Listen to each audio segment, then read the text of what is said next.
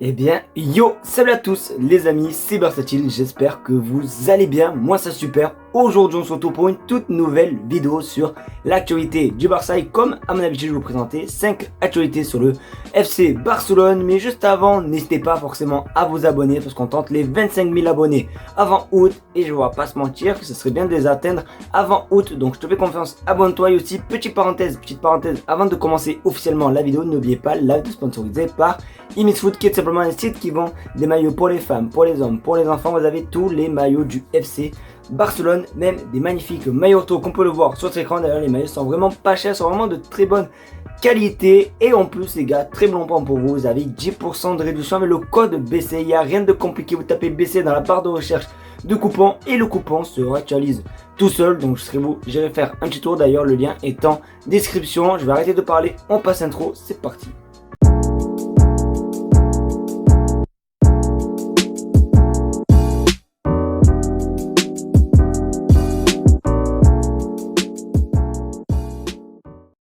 Du coup, il y a quelques jours, je vous avais parlé concernant l'avenir de Pablo Torre qui n'a pas eu énormément de temps de jeu cette saison. On avait dit qu'il pouvait rejoindre les Pays-Bas, on l'avait un petit peu comparé avec Xavi Simons qui est actuellement au PSV Eindhoven et qui a fait une magnifique saison. Mais bon, bref, c'est pas du tout le sujet. Donc du coup, ça avance un petit peu concernant Pablo Torre parce que regarde sur ton écran, le prêt de Pablo Torre à Villarreal progresse. Le Barça ne veut pas ajouter d'option d'achat. Donc comme vous avez pu le remarquer, on a changé un petit peu de destination des Pays-Bas. On va passer en Espagne et ça va faire un petit peu pareil que Nico Gonzalez qui est actuellement prêté à Valence, sauf que là il n'y aura pas simplement d'option d'achat. Et je pense que c'est quand même assez intéressant parce que c'est vrai que Pablo Torre c'est quand même une des très grosses pépites, voilà, un joueur avec un énorme potentiel et ça serait bête de se le faire voler avec une option d'achat. Donc autant qu'il aille en prêt pour avoir un petit peu de temps de jeu et ça peut lui faire que du bien. Et nous on va le récupérer, je sais pas, peut-être que le prêt ça sera un an, on le récupérera la saison d'après. Ça serait 1000 fois ça,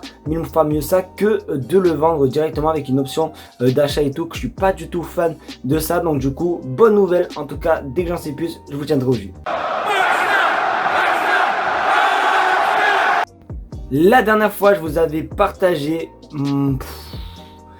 comment vous dire, je vous avais partagé mon sentiment d'être heureux parce que Laporta avait dit que Ansu Fati pouvait rester la saison prochaine. Il y en a un qui est pas du tout d'accord concernant cette nouvelle et on parle de Xavi parce que regarde, Xavi va ouvrir la porte au départ d'Ansu Fati. Il va parler au joueur et lui dire je ne peux pas te garantir 2 minutes. Donc du coup là encore il n'y a pas forcément écrit qu'il va partir, mais en gros si je vous traduis le tweet, ça veut dire que Xavi ne compte pas du tout sur Ansu Fati. Donc du coup ça va être très compliqué pour lui de tout simplement jouer. Après moi j'ai toujours dit pourquoi pas le faire partir mais en prêt parce qu'il est actuellement encore trop jeune les amis, et je pense que ça peut lui faire du mal un petit peu des minutes parce que cette saison c'est pareil, il n'a pas énormément joué à part les 15 minutes à la fin des matchs. Voilà, c'est pas encore énorme, donc du coup le mieux c'est de peut-être le voir partir en prêt mais pas du tout le faire partir directement contre une grosse somme d'argent etc. Moi les gars je veux qu'Ansu Fati reste. De toute façon c'est pareil que pour le cas de Pablo Torre, dès que j'en sais plus je vous tiendrai au jus.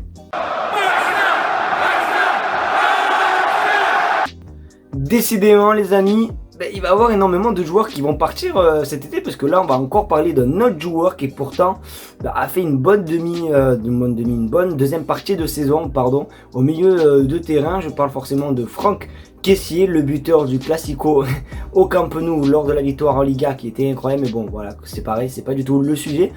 Il va peut-être partir parce que regarde ton écran, l'Inter Milan et le choix de Kessié, son départ facilitera l'arrivée de Ruben Neves. Le Barça veut en tirer 30 millions d'euros. Donc du coup c'est pareil, Franck Kessié peut-être sur le départ. Après je vais pas vous mentir les gars que j'y crois pas trop parce que voilà, il vient juste à peine d'arriver au club, même si forcément c'est pas du tout une excuse et c'est pas non plus un truc qui va le faire rester obligatoirement. Mais je sais pas, franchement j'ai vraiment du mal à le voir partir du Barça. Après forcément comme il est écrit juste en dessous, si oui peut-être qu'il y aura 30 millions d'euros sur la table, encore ça laisse à réfléchir. Mais c'est vrai qu'en vrai j'aurais préféré qu'il reste au club.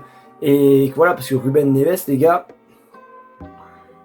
voilà quoi, no comment. Donc du coup je pense que le mieux c'est de garder notre ami Franck Kessié à la place de Ruben Neves. Vous préférez quoi les gars? N'hésitez pas à me faire votre choix dans les commentaires. Vous préférez qui entre Ruben Neves et Franck Kessié? Mais je pense que le choix est vite fait.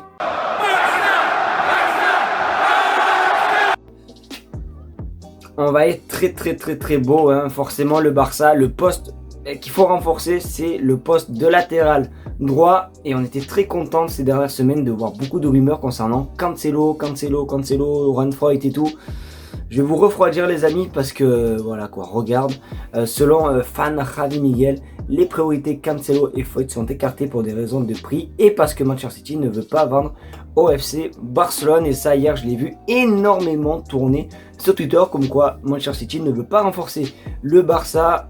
Bon, voilà, oui, certes, le Barça et Manchester City, c'est des gros clubs européens qui peuvent forcément s'affronter, comment ça s'appelle, en Ligue des Champions et tout. Mais s'il te plaît, Pep Guardiola, t'es Barcelonais à vie, frère. Passe-nous Cancelo. Je sais pas pourquoi il veut pas nous passer Cancelo. Je sais pas pourquoi. C'était pareil pour, il me semble, que c'était pareil la saison dernière lors du mercato hivernal. Ils voulaient simplement Cancelo en prêt, le Barça, et Manchester City ne voulait pas parce que c'était le Barça. Donc c'est bizarre. Par contre, pour nous passer Ferran Torres 55 millions d'euros, là ils ont fait les bras ouverts quand même. Donc c'est un petit peu bizarre quand même. Je sais pas qu'est-ce qu'on a fait à Manchester City pour qu'on nous passe pas de joueurs. C'est bizarre. Donc c'est bizarre. Du coup, Cancelo et Foyth, pas au Barça, les gars.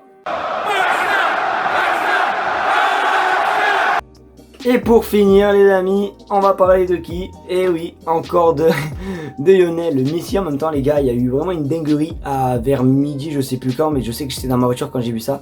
Voilà, j'étais en train de manger mon sandwich, tu vois, normal et tout. Et là je vois un tweet, même un post Insta de Fabrizio Romano qui dit...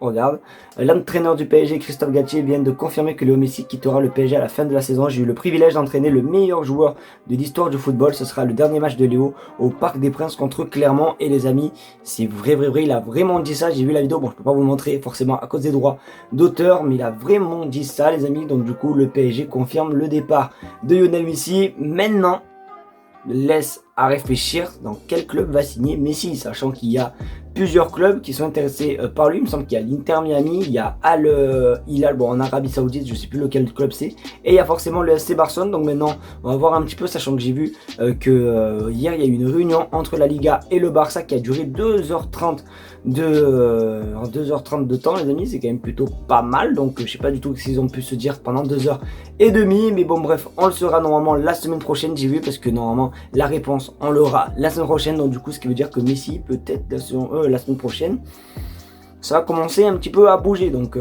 voilà, n'hésitez pas à vous abonner les gars pour suivre tout simplement le prochain épisode quoi, t'as capté.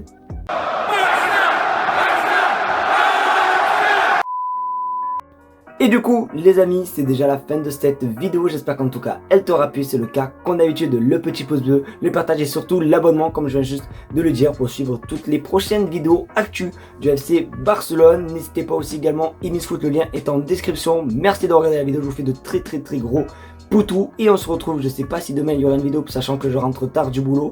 Je vous tiendrai au jeu de toute façon, si vous êtes abonné vous serez au courant, donc du coup la petite cloche de notification qui fait plaisir. Merci d'avoir regardé la vidéo et à demain, tchuss.